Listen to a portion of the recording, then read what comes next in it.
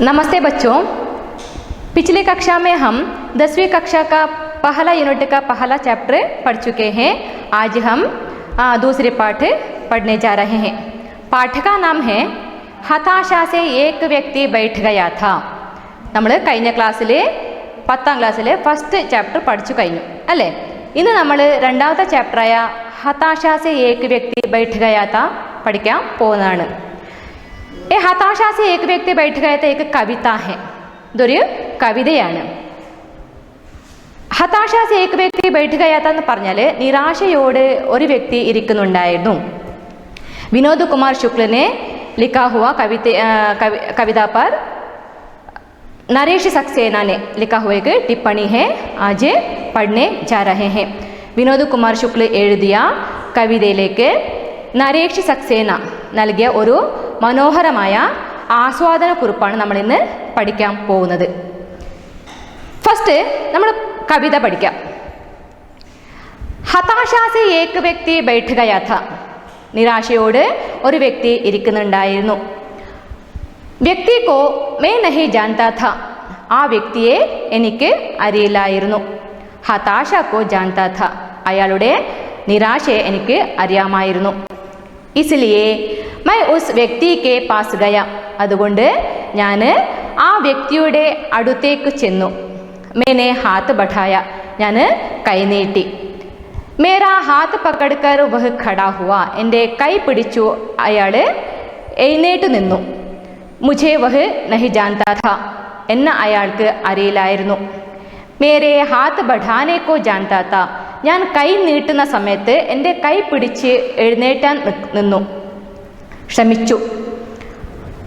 ഹം ദോനോ സാത്ത് ചലെ, ഞങ്ങൾ രണ്ടുപേരും ഒന്നിച്ച് നടന്നു। ദോനോ ഏക് ദൂസരെ കോ നഹി ജാൻതേ ഥേ, രണ്ടുപേർക്കും പരസ്പരം അറിയില്ലായിരുന്നു। സാത്ത് ചലനെ കോ ജാൻതേ ഥേ, ഒരുമിച്ച് നടക്കാൻ അറിയാമായിരുന്നു। ഇവിടെ കവി വിനോദ് കുമാർ ശുക്ല എന്താണ് പറഞ്ഞത്? മനുഷ്യത്വത്തിനെ കുറിച്ചിട്ടാണ് ഇവിടെ പറഞ്ഞിട്ടുള്ളത്। കവിനെ ഇസ് കവിത മേ മനുഷ്യത കെ ബാരെ മേ ബതായേ ഹേ।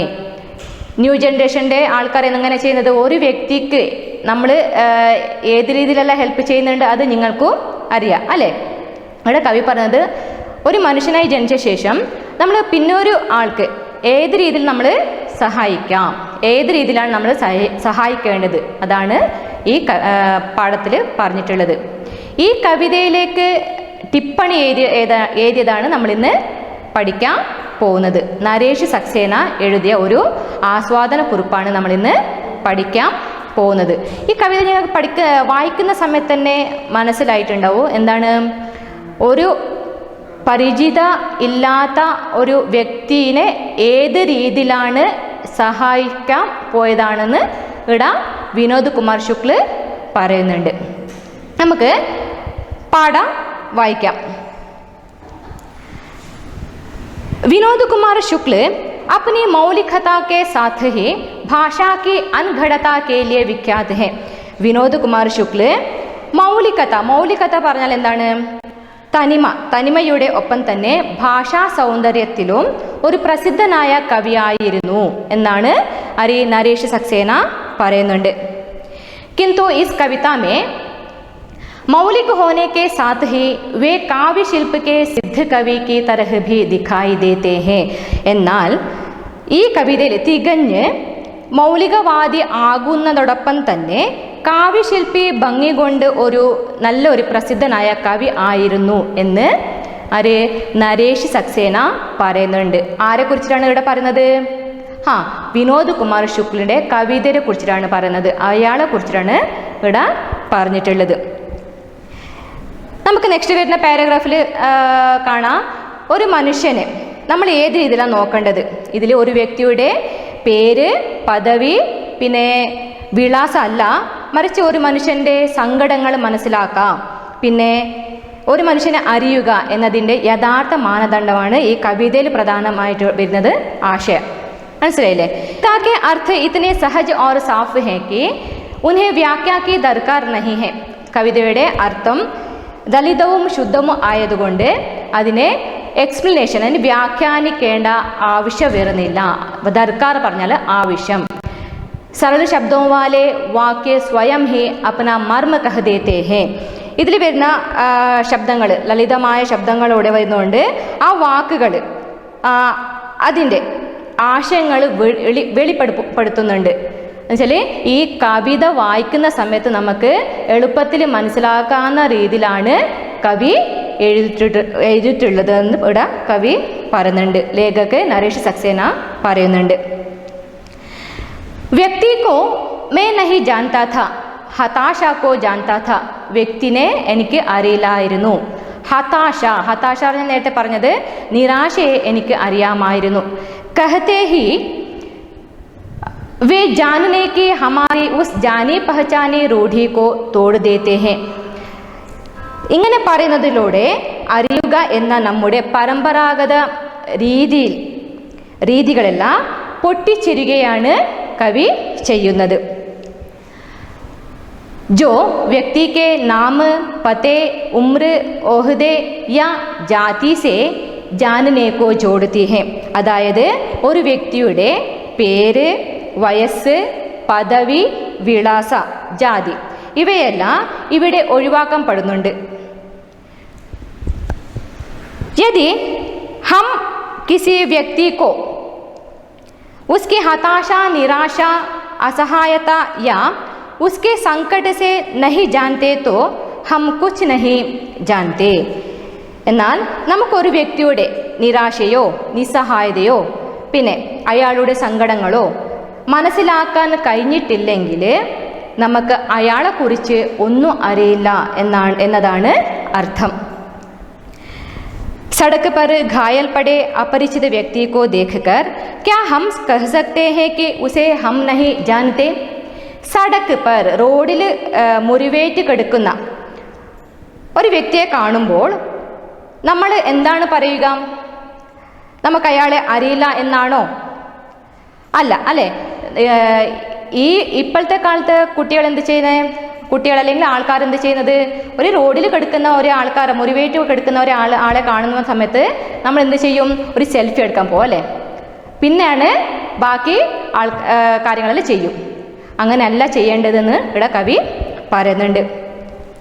വാസ്തവ में हम जानते हैं कि यह व्यक्ति मुसीबत में है. വാസ്തവത്തിൽ എന്താണ്? നമുക്കറിയാം ആ വ്യക്തി വളരെ പ്രയാസത്തിലാണ്. और इसे हमारी मदद की ज़रूरत है. അയാൾക്ക് നമ്മളെ ഒരു സഹായത്തിൻ്റെ ആവശ്യമുണ്ട്. ജറൂറത്ത്, മദദ് പറഞ്ഞാൽ സഹായം, പിന്നെ ജറൂറത്ത് പറഞ്ഞാൽ ആവശ്യമുണ്ട്.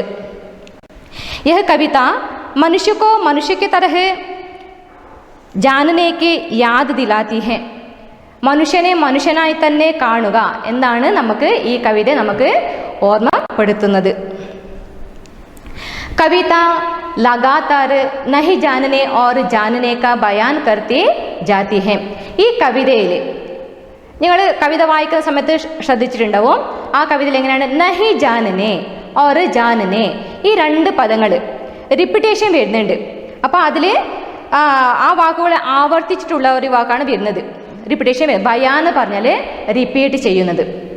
ശില്പക്ക് ഈസ് ബാരീക്ക് കാരീഗരി കോ ദേഖോ. ശില്പഭംഗിയുടെ സൂക്ഷ്മമായ അവതരണം തന്നെ ഈ കവിതയിൽ നൽകിയിട്ടുള്ളത്. വഹ് മുझे नहीं जानता था, ഹാത്ത് ബഡാനെ കോ ജാൻതാ ഥാ. അയാൾക്ക് എന്നെ അറിയില്ലായിരുന്നു. ഹാത്ത് ബഡാനെ കോ ജാൻതാ ഥാ, കൈ നീട്ടാൻ അറിയാമായിരുന്നു. ഹം ഏക് ദൂസരെ കോ നഹി ജാൻതേ ഥേ, ഞങ്ങൾക്ക് രണ്ടു പേർക്കും പരസ്പരം അറിയില്ലാമായിരുന്നു. സാത്ത് സാത്ത് ചലന ജാൻതേ ഥേ, പക്ഷേ പരസ്പരം അറിയില്ല, എന്നാലും ഒരുമിച്ച് നടക്കാൻ അറിയാമായിരുന്നു. യഹ് നഹി ജാനന और जानना कविता में किसी लोकगीत के स्थाई की तरह बार बार लौटता है. ഈ കവിതയിൽ പറഞ്ഞിട്ടുള്ളത് എനിക്കറിയില്ല, പക്ഷേ ഒന്നിച്ച് നടക്കാൻ അറിയാമായിരുന്നു. പരസ്പരം അറിയില്ലെങ്കിലും നമ്മൾ ഒന്നിച്ച് നടന്നു, ഇതാണ് പറഞ്ഞത്, അല്ലേ? ഇവിടെ നഹി ജാനന और ജാനന, അറിയില്ല പിന്നെ അറിയാം. ഇത് കവിതയിൽ ഏതോ നാടൻ പാട്ടുകളുടെ വരികൾ പോലെ ആവർത്തിച്ച് വരുന്നത് കാണാം. നാടൻ ലോകഗീത് പറഞ്ഞാൽ നാടൻ പാട്ടാണ്. നാടൻ പാട്ടുകൾ നിങ്ങൾ കേട്ടിട്ടുണ്ടാവും. ആ പാട്ടിൽ അതേപോലെ തന്നെ ഒരു ശബ്ദം തന്നെ റിപ്പീറ്റായിട്ട് വന്നുകൊണ്ടുണ്ടാവും അല്ലേ? ആ പോലെയാണ് നമുക്കിതിൽ കാണുന്നത്. गद्य में लिखी हुई किसी कविता में लिरिकल या गीतात्मकता का बोध इस खूबी के साथ हिंदी की किस कविता में आया है याद नहीं आ रहा. എന്നുവെച്ചാൽ ഗദ്യരൂപത്തിൽ ഹിന്ദിയിൽ എഴുതിയിട്ടുള്ള ഏതെങ്കിലും ഒരു കവിതയിൽ ഇത്രയോ സുന്ദരമായും പിന്നെ കാവ്യഭംഗിയും താളവും ഒത്തുചേർന്ന് എഴുതിയിട്ടുണ്ടാവുമോ എന്ന് എനിക്ക് ഓർമ്മ വരുന്നില്ല. ഇവിടെ നരേഷ് സക്സേന വിനോദ് കുമാർ ശുക്ലരെ കുറിച്ചിട്ടാണ് പറഞ്ഞിട്ടുള്ളത്. അയാൾ എഴുതിയിട്ടുള്ള കവിതയിൽ ഈ രീതിയിലാണ്. ഗദ്യരൂപത്തിൽ എഴുതിയിട്ടുണ്ടെങ്കിലും പക്ഷെ അത് അത്രയും താളവും പിന്നെ ശ്രുതിയും അത്രയും നല്ല രീതിയിൽ എഴുതിയിട്ടുള്ള ഒരു കവി വേറെ ഉണ്ടാവില്ല എന്നാണ് ഇവിടെ പറഞ്ഞിട്ടുള്ളത്. അപ്പം നിങ്ങൾക്ക് ഇതിപ്പോൾ നഹി ജാനന, ജാനന, പിന്നെ സാത്ത് സാത്ത് ചലന, ഇതെല്ലാം ഞങ്ങൾക്ക് അതിൽ റിപ്പീറ്റേഷൻ ഉണ്ടാവും. ആ റിപ്പീറ്റായിട്ട് വന്നുകൊണ്ടുണ്ടാവും ആ കവിതയിൽ. അപ്പം ഇതാണ് ഉദ്ദേശിക്കുന്നത്. നമുക്ക് ഏത് വ്യക്തിനെ അറിയില്ലെങ്കിലും നമ്മൾ എന്താ ചെയ്യാം, അയാൾക്ക് വേണ്ട സഹായം നമ്മൾ ചെയ്തു കൊടുക്കണം എന്നാണ് ഇവിടെ പറഞ്ഞിട്ടുള്ളത്. ജയ്സെ കിസി ഗസൽ മേ ആഖിരി ഷേർ के आखिरी शब्द श्रोताओं की जुबान पर आप से आप आ जाते हैं. ഗസൽ നിങ്ങൾ കേട്ടിട്ടുണ്ടാവും. എങ്ങനെയുള്ള ഗസലാണ്? അതിൽ അവസാന വരികൾ പിന്നെ അവസാനത്തെ ശബ്ദങ്ങൾ ഒരേപോലെയാണ് വരുന്നത് ഗസൽ പാട്ടുകളിൽ. അതാണ് ഇവിടെ പറഞ്ഞിട്ടുള്ളത്. ഗസലുകളിലെ അവസാന വരികളിൽ ആഖിരി ഷേരിക്ക് ആഖിരി ശബ്ദം, അവസാന വരികളിലെ അവസാന ശബ്ദം ശ്രോതാവും കി ജുബാൻ പർ, ശ്രോതാവ് പറഞ്ഞാൽ കേൾവിക്കാരുടെ നാവിൽ, ജുബാൻ നാവിൽ ആവർത്തിച്ച് വരുന്നത് നമുക്ക് കാണാം. ഈ കവിതയിലും അതേപോലെ തന്നെ എങ്ങനെയുള്ളത്? വൈസേ ഹി ഇസ് കവിത के अंतिम शब्द यानी साथ साथ चलना के बाद यदि कविता पाठ रोक दिया जाए तो सुनने वाले खुद वाक्य पूरा कर देंगे और कहेंगे जानते थे.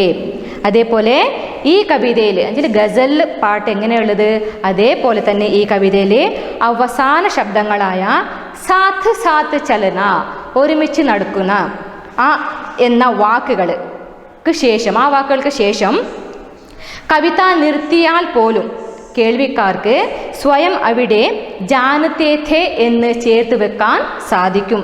എന്നുവെച്ചാൽ ഒരു സാധാരണക്കാർക്കും പോലും എളുപ്പത്തിൽ ഗ്രഹിച്ച് എടുക്കാവുന്ന രീതിയിലാണ് ഈ കവിത എഴുതിയിട്ടുള്ളത്. അതാണ് ഈ ഉദാഹരണങ്ങൾ കൊടുത്തിട്ടാണ് ഇവിടെ വ്യക്തമാക്കുന്നത്, നരേഷ് സക്സേന വ്യക്തമാക്കുന്നത്. ഇതിപ്പോൾ ഞങ്ങൾക്ക് മനസ്സിലായില്ലേ? എല്ലാ പാരഗ്രാഫിലും നഹി ജാനന, ജാനന, പിന്നെ സാത്ത് സാത്ത് ചലന ഇത് വന്നുകൊണ്ടുണ്ടാവും. അതെന്തുകൊണ്ടെന്ന് വെച്ചാൽ പാട്ടിൽ അതേപോലെ വന്നിട്ടുണ്ട്. यह कविता जानना शब्द के रूढ़िग्रस्त अर्थ को पूरी तरह से बदल देती है. ഈ കവിത അറിയുക, ജാനന പറഞ്ഞാൽ അറിയുക എന്ന പരമ്പരാഗതമായിട്ടുള്ള അർത്ഥതലങ്ങളെ പൂർണ്ണമായി മാറ്റി മരിക്കുന്നുണ്ട്. इस कविता के पहले 2 पंक्तियों में ही कवि अपनी पूरी बात कह देता है. ഈ കവിതയിൽ വരുന്ന 2 ലൈൻ ഫസ്റ്റ് നിങ്ങൾ വായിക്കുന്ന സമയത്ത് നിങ്ങൾക്ക് മനസ്സിലായിട്ടുണ്ട്. 2 ലൈനിൽ നിങ്ങൾ എന്താണ് പഠിച്ചിട്ടുണ്ടായത്? हताशा से एक व्यक्ति बैठ गया था, व्यक्ति को मैं नहीं जानता था. ഹതാശയിൽ ആ 2 ലൈനിൽ തന്നെ നിങ്ങൾക്ക് അതിൻ്റെ അർത്ഥങ്ങൾ, ആശയങ്ങൾ, ആ കവിതയിൽ വരുന്ന ഫുള്ളായിട്ടുള്ള ആശയങ്ങൾ നിങ്ങൾക്ക് മനസ്സിലാക്കിയിട്ട് എടുക്കാൻ പറ്റുന്നതാണ്. शेष पंक्तियाँ उसे कहे गए को और सघन और गहरा करती हैं. ബാക്കി അതിന് ശേഷം വരുന്ന ലൈന്, ബാക്കിയെല്ലാം വരുന്ന ലൈനുകൾ അതിനെ പിന്നെ ആഴത്തിൽ കൂടുതൽ, അത് ആ ആശയത്തെ കൂടുതൽ നമുക്ക് സൂചിപ്പിക്കുന്നതാണ് അല്ലേ? അതാണ് ഇവിടെ കവി ചെയ്തിട്ടുള്ളത്. കവിതാക്ക സന്ദേശം ഹെ, ഈ കവിതയിലൊരു സന്ദേശം വരുന്നുണ്ട്, മെസ്സേജ് കൊടുത്തിട്ടുണ്ട്. എങ്ങനെയാണ് ശ്രദ്ധിക്കുക. ഇത് എക്സാമിന് വരുന്ന 2 മാർക്കിന് വരുന്ന ഒരു ക്വസ്റ്റ്യൻ ആണ്. അതുകൊണ്ട് ഇത് നല്ലപോലെ ഓർമ്മ വേണം നിങ്ങൾക്ക്. कविता का संदेश है कि 2 मनुष्यों के बीच मनुष्यता का एहसास यानी मानवीय संवेदना होना ज़रूरी है. ഈ കവിതയിൽ പറഞ്ഞിട്ടുള്ളത് എന്താണ്? രണ്ട് മനുഷ്യർക്കിടയിൽ മാനവീയതയും മനുഷ്യത്വമാണ് വേണ്ടത്. ജാൻകാര്യ ജറൂറി നഹി പറഞ്ഞാൽ ബാഹ്യ അറിവുകളല്ല. ഈ ബാഹ്യ അറിവുകൾ എന്ന് പറഞ്ഞാൽ എന്താണ്?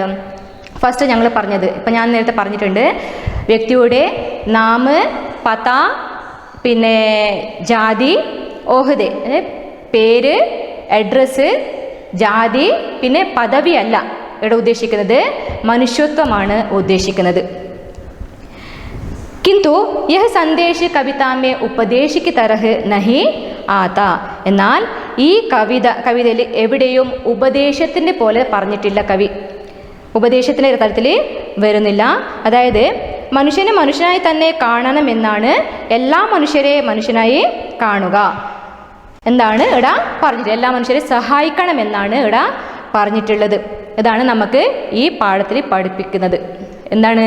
ഒരു മനുഷ്യനെ നമ്മൾ മനുഷ്യരായിട്ട് തന്നെ കാണുക. അവർക്ക് ഏത് രീതിയിൽ സഹായം വേണോ, അതിൽ ഹെൽപ്പ് വേണോ, അത് നമ്മളെ കയ്യിൽ എത്രത്തോളം ആവുന്നുണ്ടോ അത്രത്തോളം നമ്മൾ ചെയ്തു കൊടുക്കുക എന്നതാണ് ഈ പാഠത്തിൽ മെയിനായിട്ട് വരുന്നത്. പിന്നെ ഇത് എക്സാമിന് ഇമ്പോർട്ടൻ്റ് ആയിട്ടുള്ള പാഠം തന്നെ. ഇതിൽ 4 മാർക്കിൻ്റെ ക്വസ്റ്റ്യൻ വരുന്നുണ്ട്. അത് നമ്മുടെ പാഠപുസ്തകത്തിൽ തന്നെ ഉണ്ട്. जानना शब्द की लेखक की व्याख्या से आप कहाँ तक सहमत हैं? ഒന്ന് അത് 4 മാർക്കിൻ്റെ ക്വസ്റ്റ്യന്. പിന്നെ 2 മാർക്കിൻ്റെ ക്വസ്റ്റ്യൻ വരുന്നുണ്ട്. ഏത്? कविता का हताशा से एक व्यक्ति बैठ गया था, कविता का संदेश क्या है? അതാണ് നേരത്തെ ഞാൻ പറഞ്ഞത്. दो मनुष्यों के बीच मनुष्यता का एहसास यानी मानवीय संवेदना होना ज़रूरी है, जानकारियाँ ज़रूरी नहीं है. നമ്മൾ ഇന്ന് 2ാമത്തെ ചാപ്റ്റർ പഠിപ്പിച്ചു കഴിഞ്ഞു. ഇനി നെക്സ്റ്റ് ക്ലാസ്സിൽ നമ്മൾ നെക്സ്റ്റ് ചാപ്റ്റർ നോക്കാം. ഇത് ശരിക്കും നന്നായിട്ട് പഠിച്ചിട്ട് വരാം.